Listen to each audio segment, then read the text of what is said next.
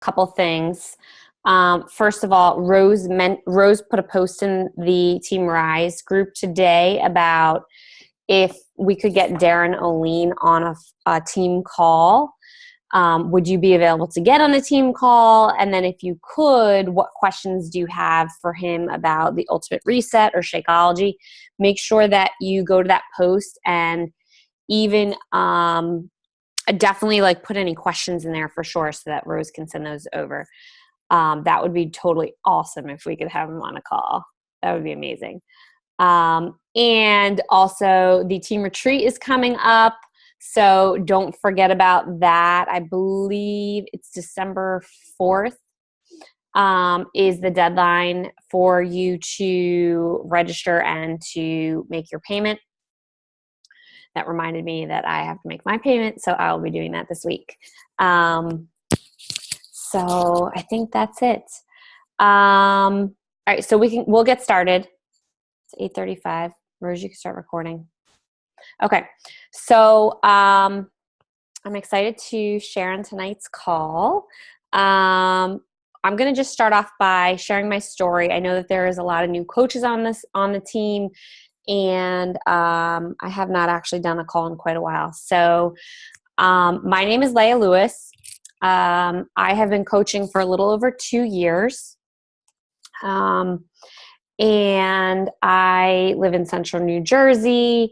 I am a mom. I have 3 girls. My oldest is Molly. She's 7. And I have twins who are 5. I'm married and I have a dog. And what else? That's really the nitty gritty about me. I started my journey here 2 years ago in a really, really bad place, right? Many of you probably were in a bad place. You were in a rut. You needed something, you needed to change, right? So my story though really kind of started after my twins were born. After my twins were born, I suffered postpartum depression. I didn't know it at the time. I'd never really experienced any type of clinical depression or anxiety before in my life. And I just thought they were the blues or, I had two newborn babies, not only just one, 2 babies and a toddler. And, I was trying to manage everything. And on top of that, a month after the twins were born, that's when that big hurricane happened. That was I never remember the name of it, Hurricane Sandy or Katrina, whichever one it was. But it was the one that happened on Halloween. And we had no power for an entire week. And it was at that point, it was the cards started to fall. And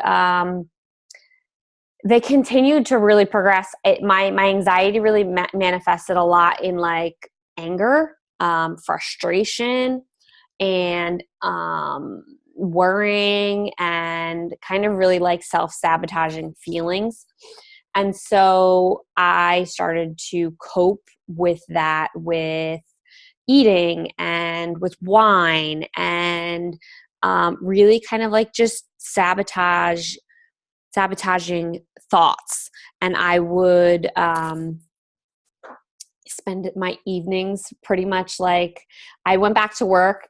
So I had a corporate job and I went back to work. My twins were about 5 months old. I had a very demanding, very intense, very tough job that it was really hard to balance everything.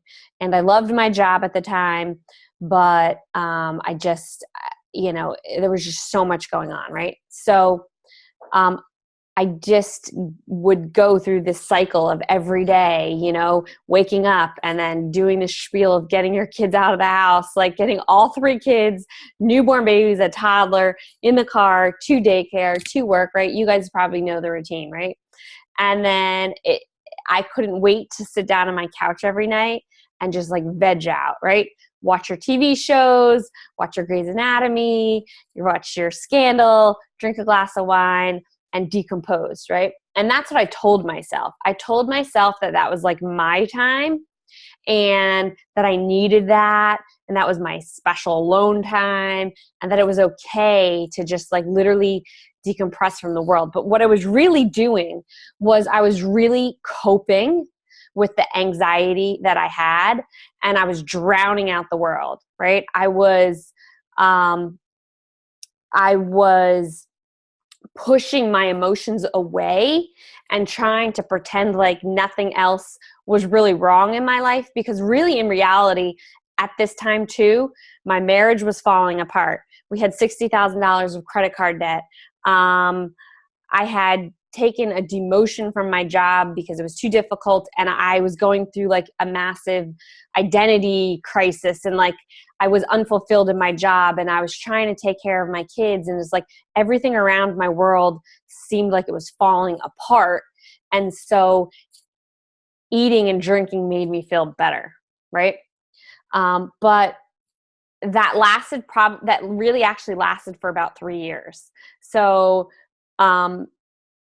if you guys have people that like you're talking to, and this is why my avatar takes a really long time to decide to finally like get ready. And I know that because it took me 3 freaking years. Not that someone was messaging me for 3 years, but it took me 3 years to be like, okay, you need to do something with your life. You need to change. I was that stuck. And so, finally, I saw some girl posting about, her workouts, and she was a mom and she had 3 kids and she looked amazing. And, I started with Body Beast. I lost 14 pounds in my first 90 days. I really felt seriously empowered and strong. I am like a muscle girl. I'm a lifting girl. And I just like felt I had done that in the past. I used to work out a gym. I used to be active. So I felt just really like my mind was starting to change, and I started to actually feel amazing and confident about myself. So that's kind of my story. I am now a full-time coach. I'll talk about this a little bit more in my story, so I'm not going to go a whole lot into it, but I quit my corporate job in May. And so now I am a full-time stay-at-home mom and coach. And I honestly never thought that I would not be working a corporate job, that I would actually be a stay-at-home mom. Those weren't really necessarily like my ideal visions of what I wanted my life to be like, but finding my passion around this and helping people just really like opened this whole entire new door to everything. So that's a little bit about me. So what I want to talk about tonight is about being present over perfect in your business. So if you've ever I'm using the language of the book. There's a book called Present Over Perfect. I know, Amanda, you read that.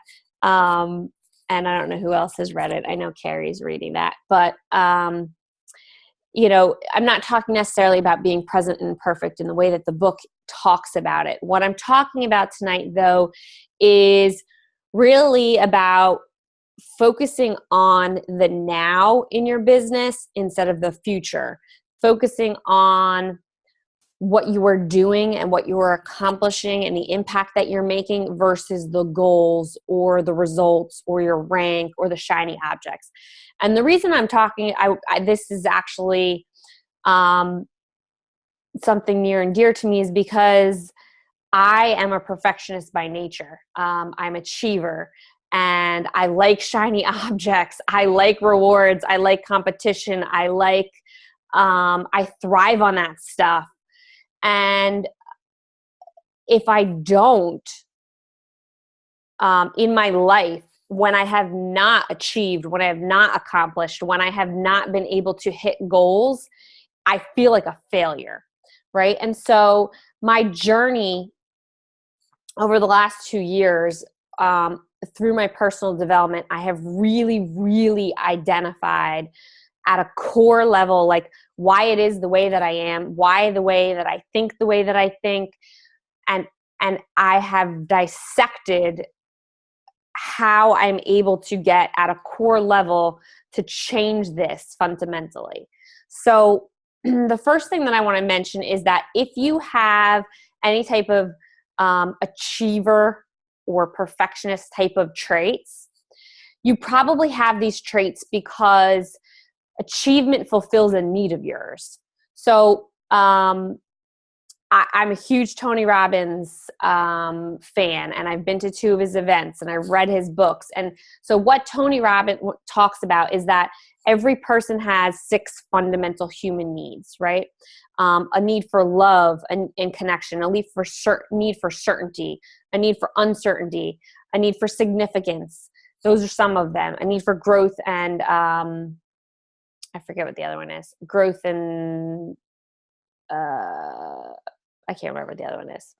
But anyway, the need for love and connection or certainty or significance, meaning like you have a deep fundamental need to feel loved and connected, or you have a need for certainty, which people with anxiety, like this is like you need to have control, you need to have order, you need to feel like everything you can resolve everything. A need for significance is also like you like to be recognized, like you like to be the center of attention. This is good and bad. You like to have your name recognized. You are like that busybody, the person that's at the party and that everybody knows you're Miss Popular. There's good and bad traits to all of these things, but you have these needs and they all stem back from something, as a kid that you lacked. So what I discovered probably about 6 months in my personal development journey, I had this aha moment. And let me just rephrase. Everything that I've learned tonight is all through personal development. So I know that everybody, we talk about personal development. I would not be where I am in my life and my business without personal development. Every single thing that I am going to talk about is like moments that I've had or things that I've read from books or seminars or experiences, and that have helped me figure out who I am and become a better person. So these beliefs, these needs that you have stem from being a kid. And so there was something that as a child, right, like that you were needing or that wasn't being fulfilled. Most of the time it's from your parents, right? So for me, as a kid, we were in a really traumatic car accident when I was 5. Whether this is the root cause of it or not, this intervened and caused my parents to not be able to physically and emotionally give me the love and the connection that I need. Whether they were predisposed to that, whether my dad has emotional connection needs before the accident or not, he was raised that way. There was an actual separation that happened when I was 5 for about 6 months. Like my parents literally couldn't take care of me. We were almost all dead. I had a seatbelt scratch. It was a miracle, right? But they couldn't physically take care of me, and they had brain damage, and they were actually not emotionally able to take care of their kid. I was 5. I was a little kid. And so that created at some point in my life, probably around 5 or 6, I started to think okay, my parents aren't paying attention to me. My parents aren't helping me. My parents aren't giving me what I need. And they're not hugging me. They're not giving me love and connection and attention. And so I started to believe that I needed to get that, and that the only way that I could get that was by doing things, right? So it created this path for me to be an achiever, because then what happened is the rest of my life, I became that straight A student and always getting good grades, and I was bringing them home for my parents, and I always had my dad had to be my proofreader on my tests and my papers. And I was an athlete, and I was basically like achieving, and anything that I did to achieve, that's when my parents paid attention. That's when my dad gave me recognition. My dad would reward me. He would give me hugs and love and connection only really when I achieved. And so I kept achieving because I got love, right? So it set my path up where there's good and bad things about being an achiever, right? Most people that are achievers and perfectionists do probably go on to have, very successful lives. All people can, but there's a catch-22 to that, because now you're hardwired to believe that you need to achieve to have success and happiness in life. And your worth and your happiness is tied to that, right?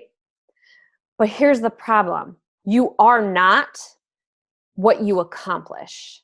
You are not what you achieve. And the greatest failure in life is if you accomplish those things and then you're not happy at the same time.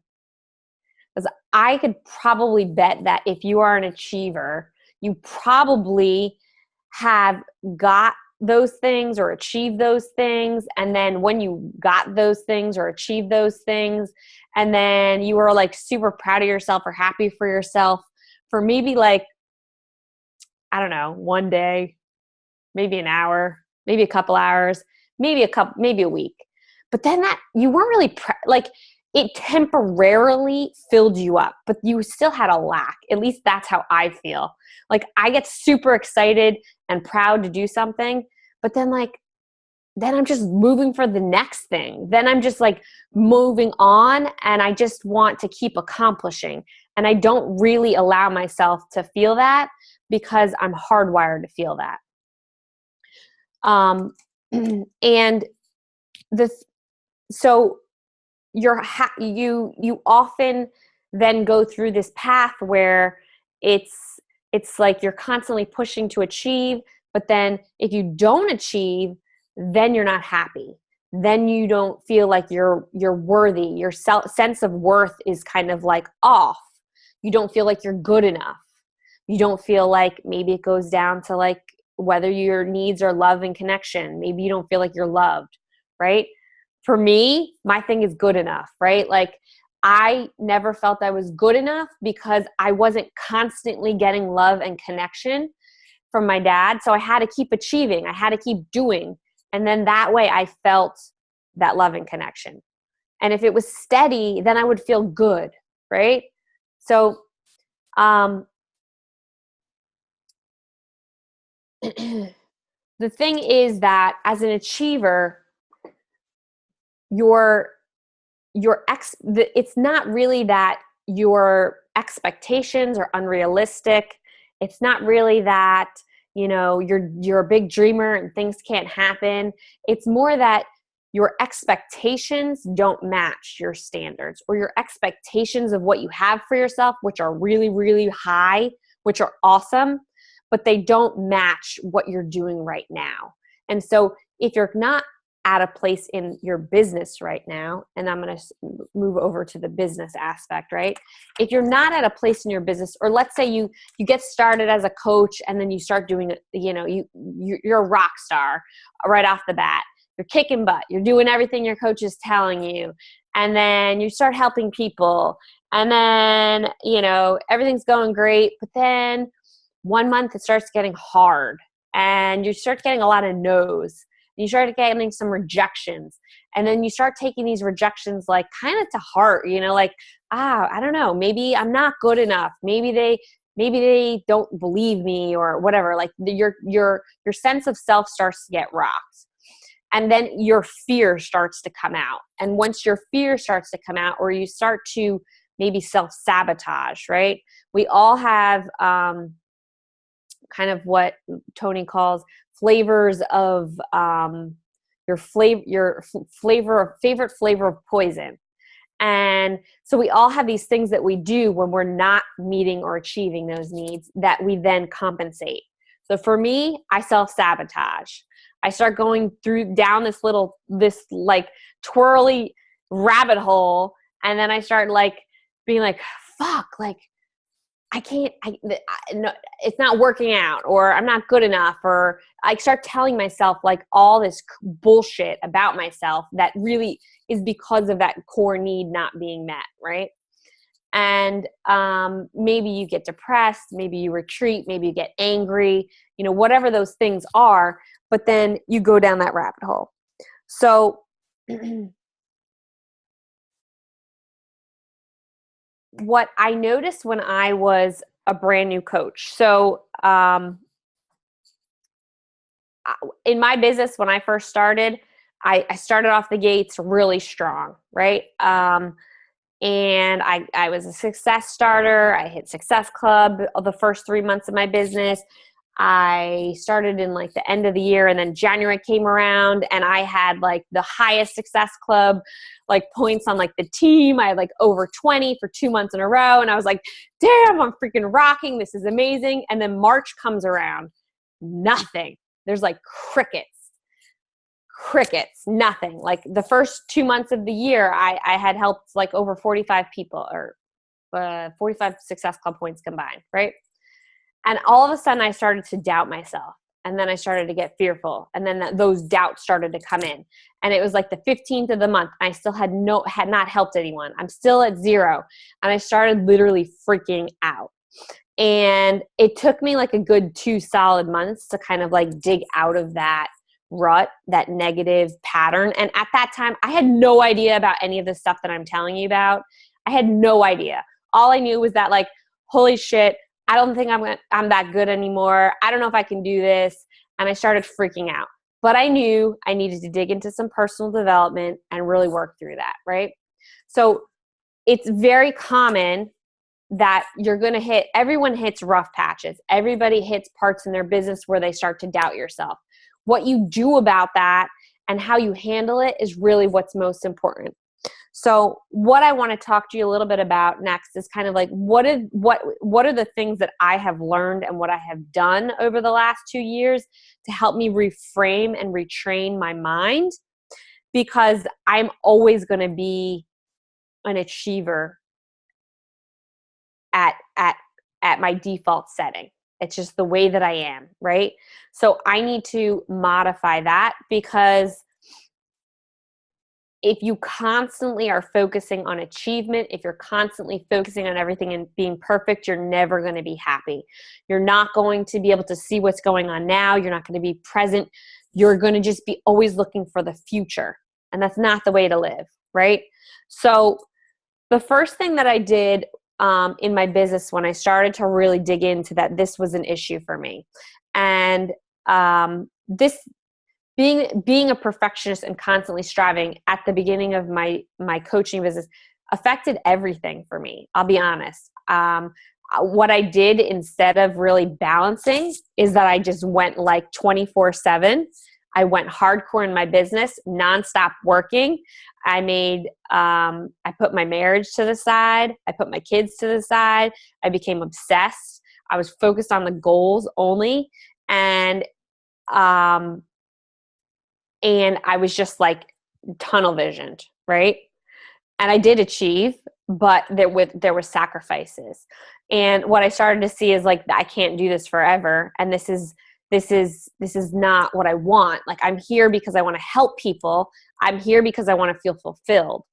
And so the biggest shift that I made at first in my business was to change the way that I thought about the business goals. Now, there's a little bit of a caveat here, because I'm not at all saying that goals aren't important. Success Club is important. For me, it's been non-negotiable in my business. I've made it a priority since I started. I'm gonna do that no matter what, right? But I don't weigh my value on my result. Meaning, instead of if I hit Success Club 6 or I hit Success Club 20, I started to shift that I'm not any more valuable or better or worse because I helped 3 people versus helping 10, right? And so I started to think about that if I just focus on the tactics, if I focus on the vital behaviors, and if I focus on the things that I can control, and I assess my worth based on those things, like making sure that I'm, inviting every day. And I can control whether I invite 5 people a day. I can control whether I read 15 minutes a day. I can control whether I post 3 times a day. I can control those things. And if I do those things every day, and I can control those, then I can feel achievement in that and not in the end result, right? I can feel proud of what I'm doing and not the end result. And that was a big shift for me.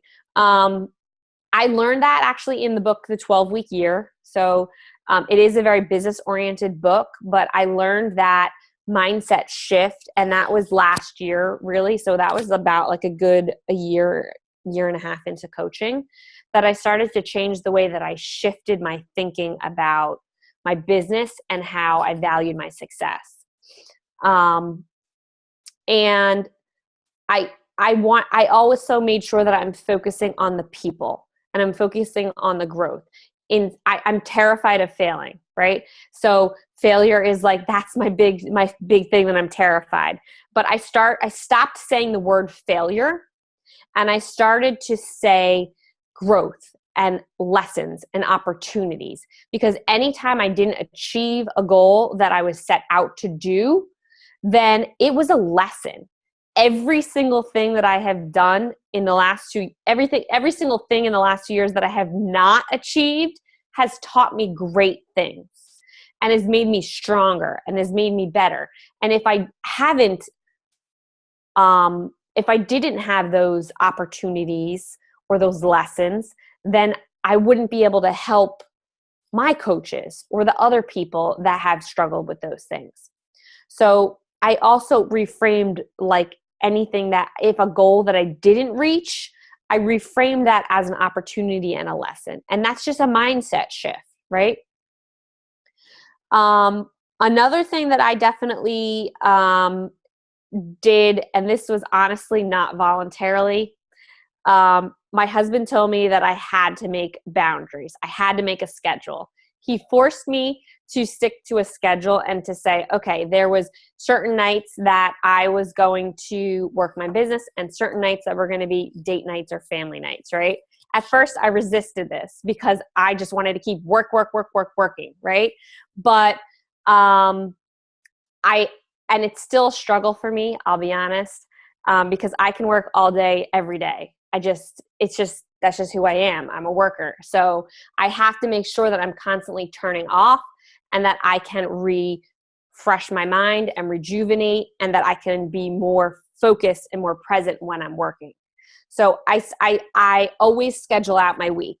I try to do it on Sundays, and I try to say, okay, these are the nights that I'm working and these are the nights that I'm not working, right? And making sure that I actually unplug. I haven't done this in a while, I have to admit it, but it's like literally like not touching your phone all day, turning it off. This is my excuse. We don't have a house phone. So I'm like, I can't turn it off. People need to reach me. I need to do that. I'm going to do that this weekend. But like literally unplugging. I can't tell you how much more rejuvenated I feel. Like literally if I don't touch my phone for like 12 hours straight, I have to put it in my purse, zipper it up and close it and put it away, because otherwise if it's anywhere visible, I will go to it. So that's another tactic. All right, here's the next 2 big things. Is I started doing daily gratitude. And I learned this from Tony Robbins at the UPW event that I went to with Rose. I honestly never knew what gratitude was, to be totally honest. If you have never felt gratitude before, I'm going to post the link to this exercise that Tony Robbins has had us do when we're at the event that I do most mornings. I don't do it all mornings, but I do it most mornings, and I've been doing it on and off for about a year. And what it does is it really gets you, when you start your day, to be still and to breathe and to get your lymph I can't say it right, your lymph system working. Is it lymphatic or lymph system, whatever? It's getting your body like, like moving and flowing. It's the same concept as like putting your like hand in like cold water and like getting your body moving, right? And you focus on your body and thinking about your body and your breathing. And then you start visualizing what you're grateful for in your life and the things that, maybe happened on purpose or by coincidence. And it gets you into a place of, it gets you into your heart, into feeling very connected with something that's powerful and emotional. And when you are in a state of gratitude, you cannot be in a state of fear or anger or resentment. This was a humongous shift for me. I had never felt this before. I grew up with a lot of things, and while I was a very hard worker, I never really had gratitude. I was not raised religious. A lot of people that go to church, they're taught this. To be grateful, which is something that I never learned. So it took me 30 plus years to figure out how to be grateful. And it was a massive shift for me. And when you're grateful, it allows you to really be present, and it allows you to focus on the now and what you've accomplished and what's important in your life. And on a personal level, that has also helped me in my business. And the last thing that I want to talk about, and this is the most recent shift that I have honestly been going through. When I quit my job in May, it actually really forced me to be more present. It forced me to be with my family and my kids more because I had no choice. They were home with me all day, every single day. It forced me to to do that. I couldn't ignore my kids because my house and my kids were going to like explode. And so I had to pay attention to them. Right. And when I was at Summit this year, there was, I can't remember which speaker it was now, but it was one of the speakers that was up on stage, and she talked, I think it was Mindy Wender, and she was talking about her morning routine, and that she felt that there was this big thing missing from her life or from her business, and that she knew that she needed to really start focusing on her. And I think as someone that's an achiever, someone that is a perfectionist, someone that is a worker, someone that's constantly like go, go, go, go, go, it's very easy for you not to focus on yourself, right? It's very easy for you. That's probably why you started your own health journeys, because you did everything for everybody else except for you, right? And so what I know is that even though I do my workouts every day, and even though I drink my shake, and even though I do my personal development, it's very easy for me to still like stop doing all those other things that are like needed for self-care that I really suck at, to be honest. And that I need to make sure that I'm really cared at a core level fully, so that I can be more present in my life for me, really kind of more at a spiritual level. As I said, I did not grow up with any like religious background. And I've had no spiritual really like connections. And the last 6 months, I have really deepened my spirituality. And I took at Summit really how much I knew that I needed to really dig into a morning routine for myself and really make sure that I was centering myself first before I started work every day. Because my routine for the last 2 years has been to wake up and do a power hour. And it's like I wake up and I work. The minute that I wake up, I start working. And so I started waking up even earlier and immediately doing a meditation.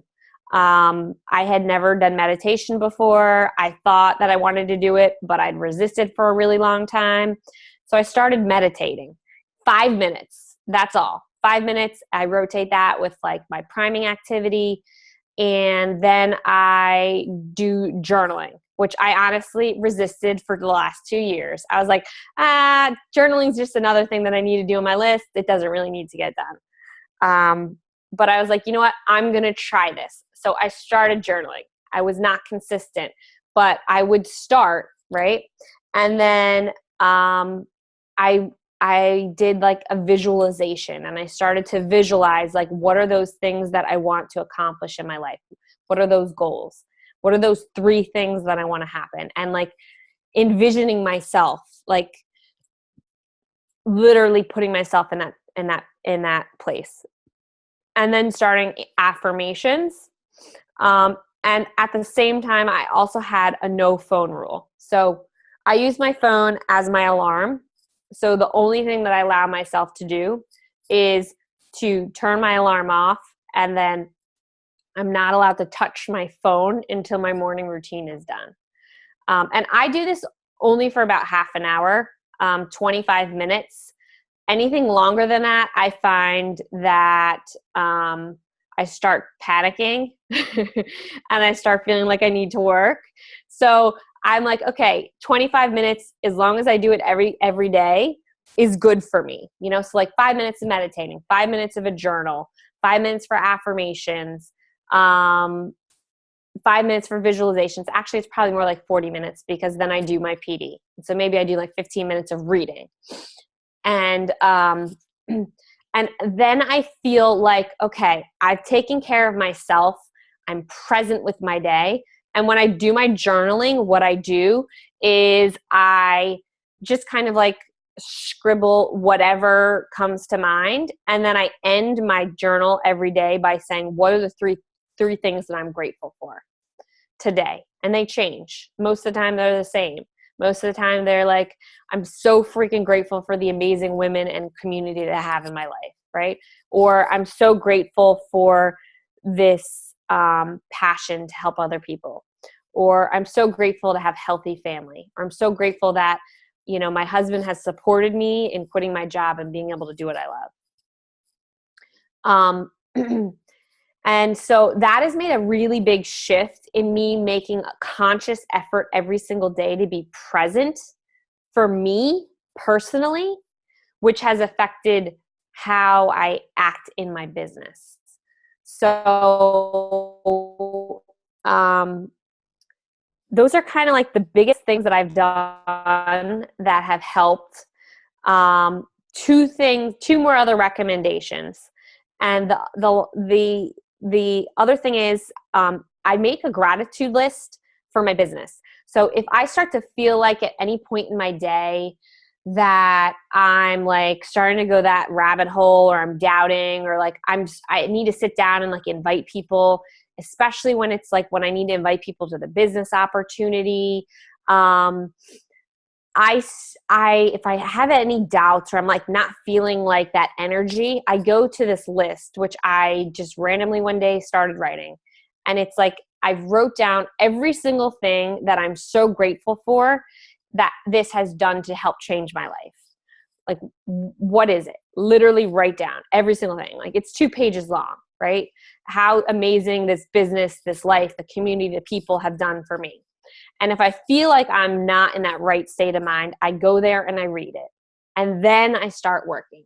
And when you're in that place, your business, how you handle your business, of course, is going to be way different than if you're handling your business from a place of fear. So that's something that I do. I don't read it every single day. I read that like when I feel I need it. And the other big thing is, as an achiever, you're often sucked into like comparison. And I know that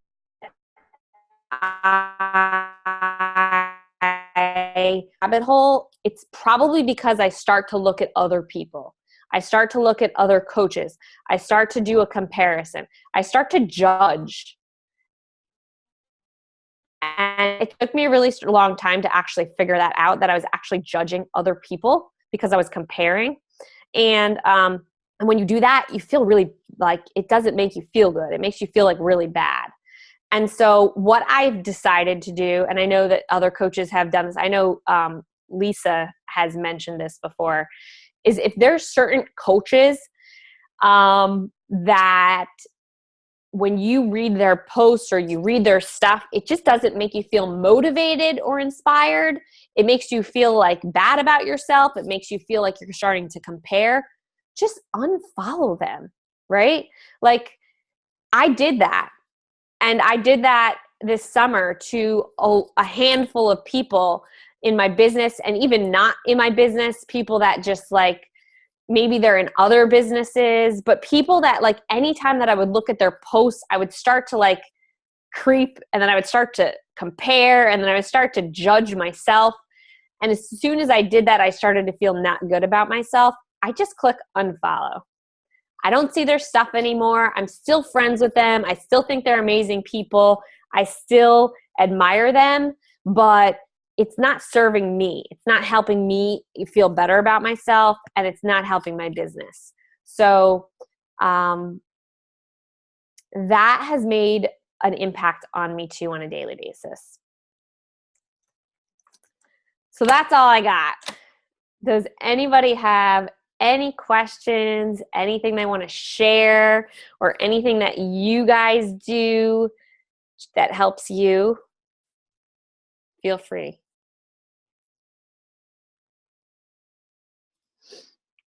You're all muted, so you have to unmute yourself if you want to.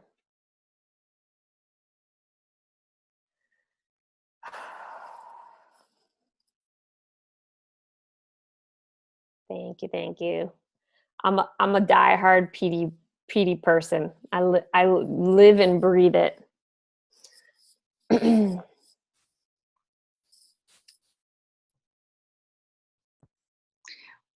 Hey guys. Hi. I'm muted. I have a question for you. Sure. When you started, so you just talked to my zone, Mm-hmm. and I met today, but you like just spoke to. You like you just did this call for me, so thank you. You're welcome. Like just for me. Sorry, everybody. Is that part of an achiever where you think everything's about you? I'm just kidding. But that was really helpful. I appreciated that so much. And curious if there were any, like I have been listening to Unfuck Yourself, and I've liked that. That's been a good one. And you know, as far as like I've thought about the meditation thing, started listening to the Miracle Morning, and like it just wasn't in that zone. But as you know, I love what you're saying about like meditation and kind of starting your day that way, because I do the same thing. Like I get up and I start working, and I like that idea of kind of getting your mind in the right place before you start having those conversations. And like, it's cool that you're doing that, but are there any things that you read or tried to help you kind of get there? So honestly, I fighted it like hardcore. Like every tooth and nail of my body was like, I want to meditate. I want to journal. I want to do this, but I'm not going to do it. Like I really honestly, like I fought this for a really, really, really long time. I started this summer, like consistently. And I'm still not like 100% consistent, because as soon as like my brain starts being like, okay, I'm not at my goals, work, I have to be like, no, you need to center yourself first. So like, it's still like, I still every single day, I'm going to have to probably do this every single day for the rest of my life. Right. So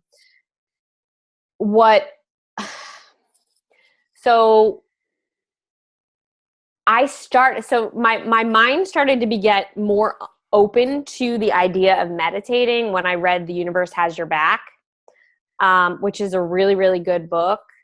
It like just really spoke to me like at all different levels, and it started talking about meditation. And so I was like, okay, everybody keeps talking about meditation. Maybe I should just try it. Right. Mm-hmm. I started, to be honest, this meditation by this girl from a Tony Robbins group that does these kind of like very law of attraction meditations. They're like visualizations, and you kind of, it's visualizing and thinking, and it's not like a full like traditional meditation. What you think of, everything's guided. Like I don't do them on my own; they're guided. There's something that I listen to that tells me what to do because I don't know what to do. Mm-hmm. And I started those, and then on the Miracle Morning podcast, that Success Club thing, they talked about this app that's called Simple Habit, and it's free. And this I actually only started like 2 months ago, and it's good. Most of them are free, and you can just go through. There's like a billion different ones. Some of them you have to like pay for a subscription, but there's tons of free ones. And it's just like 5 minutes, and they're guided. So like they talk to you while you're doing it. You just have to start. Mm-hmm. You just have to start. That's the only thing I can tell you to do. Because your mind is probably telling you like, okay, let's learn how to meditate. Like, let's read a book on how to meditate and let's figure it out first. And that's what I wanted to do. I'm like, okay, I think like a year and a half ago, I asked Lisa, like, can you send me the best book on meditating? You just have to do it. Mm-hmm. What I think it's going to be in my mind and what it actually is are probably two really different things. Yeah, like I'm picturing that like troll, right? Like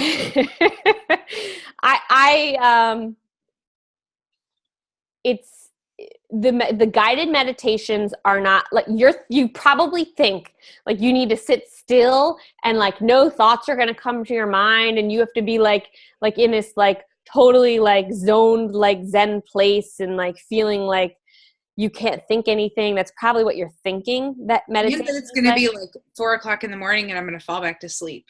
Well, so you might. So you have to set an alarm. You do if you're doing this bright and early. I do set an alarm because I do sometimes fall asleep. I do definitely do that. But if it's 5 minutes, you're not going to fall asleep. The ones that I've done that are like 15, 20 minutes, I have fallen asleep. But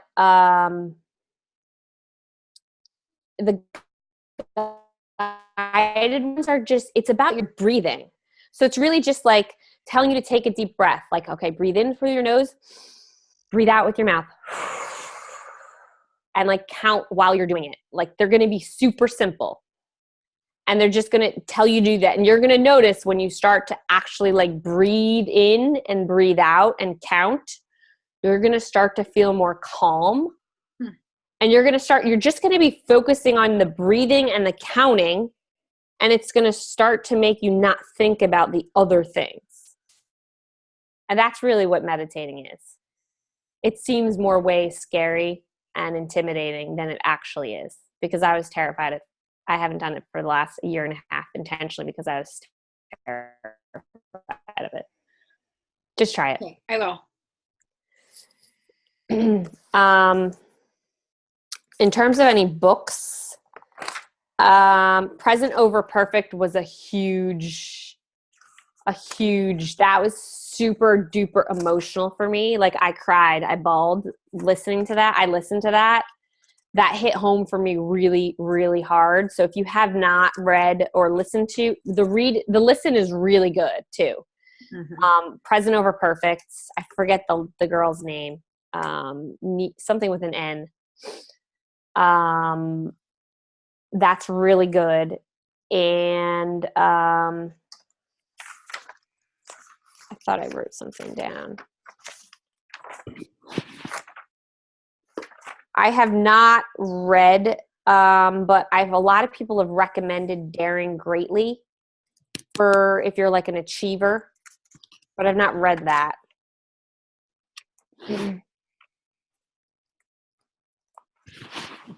Honestly, most of this stuff though was really just through like most of what I've learned to how to be more focused on figuring out my achiever personality was really core digging into like those fundamental needs that I've had for my whole entire life that I learned all through Tony Robbins. his Tony Robbins book, Awaken the Giant Within, really gets at almost most of the principles that he teaches in his class. It's a really big book, and it's tactical, but it's really eye-opening. And that really kind of opened my eyes to all of these concepts around like what you focus on, what you feel. Because really everything that I just told you is that what you focus on is what you feel. And then that's what you create. So you change your focus instead on achieving to what you're doing now and what you're presently involved in and what your gratitude is, and on how you focus your reward instead on the end goals and the shiny objects. You're focusing on the actions or the result or the gratitude or the impact that you're making. So you're changing your focus. And when you change your focus, then you can start to feel differently about it. And that is all like a major principle that Tony Robbins talks about. And of course, go to UPW because that is a life-changing event. It's funny. I just got that book on Audible today. Oh, awesome. The next one, because I'm almost done. So really good. Anybody else?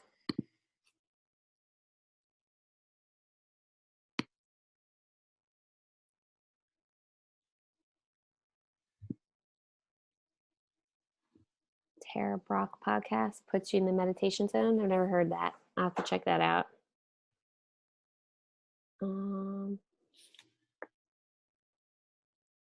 Just reading the comments. Kim, you're also reading Present Over Perfect. Awesome. Yeah, it's so good.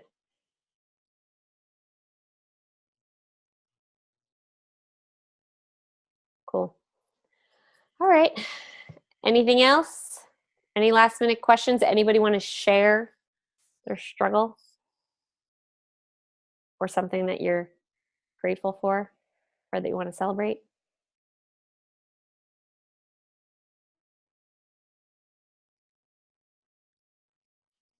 Tuesday team call. I love team calls. Grateful for you too, Rose. Grateful for all of you guys. All right. Well, thanks for joining the call. I hope it was helpful. And I hope you guys have a great night. thank you. You're welcome. Bye.